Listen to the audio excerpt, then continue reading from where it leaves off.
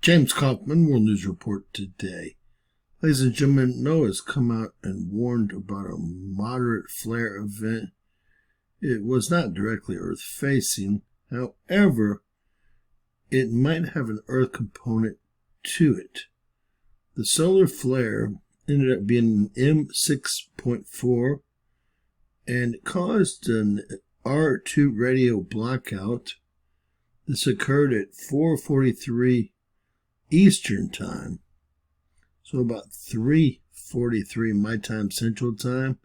This came from active region 4232, and I will go into a bit of detail on this. All right, this is the largest flare that we've had in weeks, several weeks, if not a couple of months. We had a couple of really weak M flares, 3 M1 flares yesterday. Again, this was an M6.4 flare here. And look, it happened right about 8:43 UTC time, which again matches up to the middle of the night for me here centrally in the U.S. All right, heading over to Space Weather Live, as you can see that M6.45 solar flare was the strongest in 72 hours, and I did mention the strongest really in a month or more time period. It did come from 4232, and it's a simple sunspot. You can tell by it being in green here, which means it's not very complex magnetically.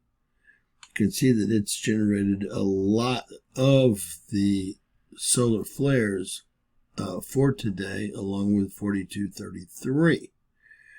Now, we had a 5% chance of an X-class solar flare, a 55% chance of an M-class solar flare. That ship has sailed, and we have been maintaining a C-class baseline for the last few weeks for sure. We dropped shortly below to a B class, but immediately returned to a C class baseline. So we're always getting a C flare. That used to be, well, newsworthy. Now it's the baseline. This M6.45 is newsworthy at this point. All right, we've got 4 sunspot groups going around the far limb there. And all together on the solar disk, looks like we have 12 sunspot groups, although a lot of them look like they're headed around the far side of our sun. We've got more on the back side we'll take a quick look at, but 4232 is right here. You can see it's a large sunspot group here. And 4233 is right above that. And this entire area looks like it's going to become much more magnetically complex. We do have a good chance of this area here, 4230 and 4226, also becoming more complex. All right, so it's real easy for us to see 4232 right here, and 4233 right above it here. You can actually see the event there. And there it went. I don't know if it lifted a coronal mass ejection. If it did, it could have an Earth component, as Earth did get an R2 radio blackout as mentioned. Heading over to LASCO C3, it did look like there was a light CME lifted. We also had this happen. I've never seen anything like it, but I thought it might be worth showing you guys. This is on our LASCO C3. Obviously an impact of some sort.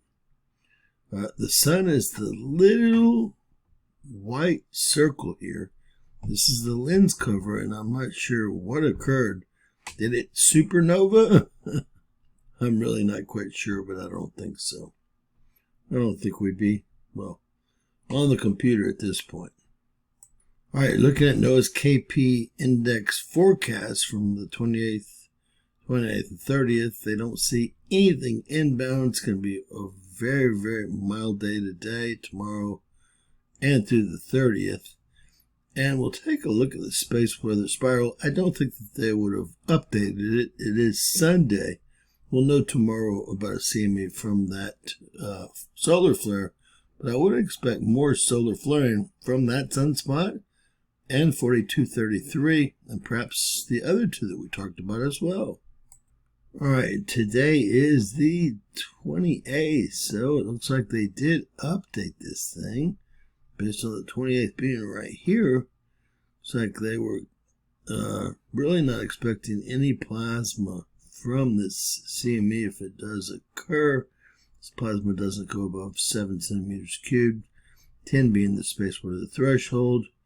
They have solar winds going up on the second, third to about 600 kilometers per second, but there's no Earth-facing coronal hole, which is very strange indeed. And unfortunately, that flare actually occurred before the feed that we have here. It was a strong C flare over the Atlantic Ocean, and not much else has happened throughout the day, but everyone is getting a healthy dose of X-ray radiation, as we can see from our D region absorption prediction center. D region being the lowest part of our atmosphere. In summary, NOAA mentioned a moderate flare event that peaked at 8:43 UTC time. And, well, that came from Sunspot Group AR4232. It was an M6.4 flare, and it did cause an R2 radio blackout, which is since then passed, and it could have created a coronal mass ejection or lifted a coronal mass ejection off the sun's surface, but we won't really know that until tomorrow. If it did, there's a chance that it could have an Earth component to it. After all, we were hit by the X-rays and protons on our D region absorption prediction center. With that said, folks, I do expect more flaring from these sunspots that just came around the limb, and we have some that are central disk now that look like they're trying to become more complex. God bless, share, subscribe, and always remember, anything's possible in Bizarro World. God bless.